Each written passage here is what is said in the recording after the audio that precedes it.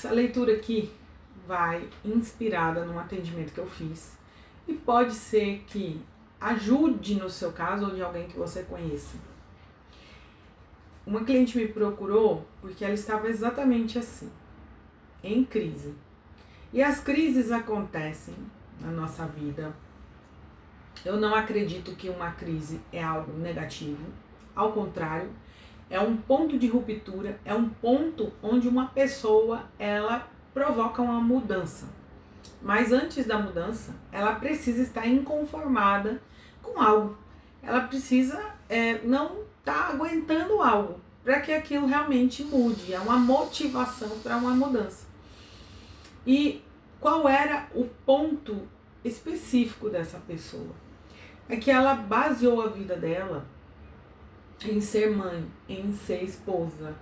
E aí, com tudo isso, veio os arrependimentos. Eu poderia ter tido outra vida, eu poderia ter sido alguém, e ela estava se depreciando, porque não estava sendo vista, não estava sendo alguém, que na realidade ela só estava prestando para fazer as coisas da casa, e na hora que ela queria ter alguma coisa, ela precisava de alguma coisa, ela tinha que pedir.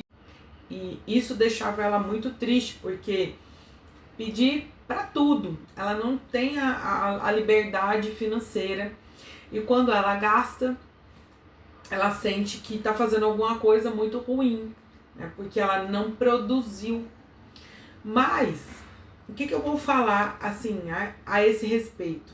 Primeira coisa, que essa escolha, né, de ficar em casa, de não ir para o mercado de trabalho e tal, é uma questão de que ela pode ter outras alternativas, né? Ela tem as motivações, porque que ela não pode ir para o mercado de trabalho, e são muito sérias, e então ela não pode mesmo. Existem outras alternativas. Eu estava conversando com ela sobre home office, sobre outras questões que ela pode fazer, não só de um jeito. A vida não precisa ser só de um jeito, mas ela pode levantar, sentir útil em outras áreas, ter o dinheiro dela, poder fazer outras coisas que não levantar todo dia e ir trabalhar como CLT. Então essa prisão que ela criou na mente dela, que é a escolha que ela precisou fazer, que a vida impôs a ela, de estar em casa como dona de casa, não diz sobre o valor dela e muito menos vai falar sobre as questões de que ela não vai poder gerar dinheiro, não vai poder ter o dinheirinho dela para fazer as coisas. Ela pode sim, ela pode fazer de outra maneira. E por último, né, as dúvidas que se levantam dentro da parte do coração. Você vê aqui, ó, que todos os arcanos menores, né, de espadas é o que realmente traz esse conflito para a mente, esses pensamentos fixos que ficam o tempo inteiro rondando a cabeça dela e fazendo ela se sentir pequena, menor, que ela se sente que é só aquilo, se resume àquele papel. E a gente deu uma tarefa para ela. Quem é você sem o seu papel? Quem é você? Para você se encontrar. Assim eu dou essa tarefa a você que está se sentindo da mesma maneira, ou alguém que você vai compartilhar esse vídeo e mostrar que a pessoa não se resume ao papel dela, ela é muito mais.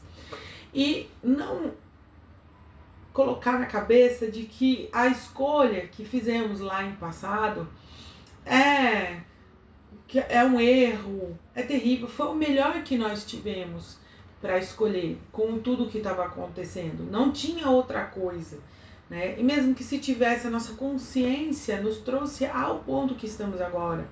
Não temos que ficar lamentando ao que aconteceu, mas sim nos encontrar, nos valorizar, nos amar, sem perder a esperança, sem perder o propósito, porque quando a gente perde o propósito, tá? Quando a gente não olha para cima, a gente fica angustiada, fica com todos esses pensamentos ruins aqui, vem muita meleca na cabeça, vem muita coisa negativa, E a gente precisa olhar para cima, a gente precisa olhar para o alto, olhar para o nosso objetivo, nosso propósito, que é muito maior do que um papel em si.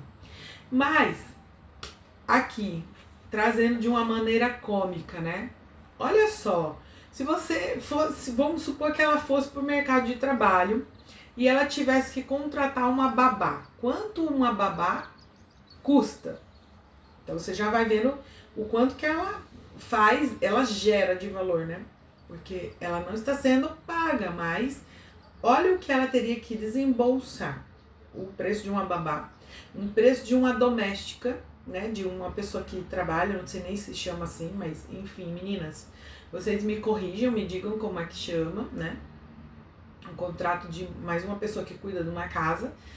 E, né, soma tudo isso, ela tinha que pelo menos trabalhar aí para gerar uns 6 mil reais para mais, para poder bancar tudo isso e ainda ia ficar com um pouquinho na mão. É ou não é?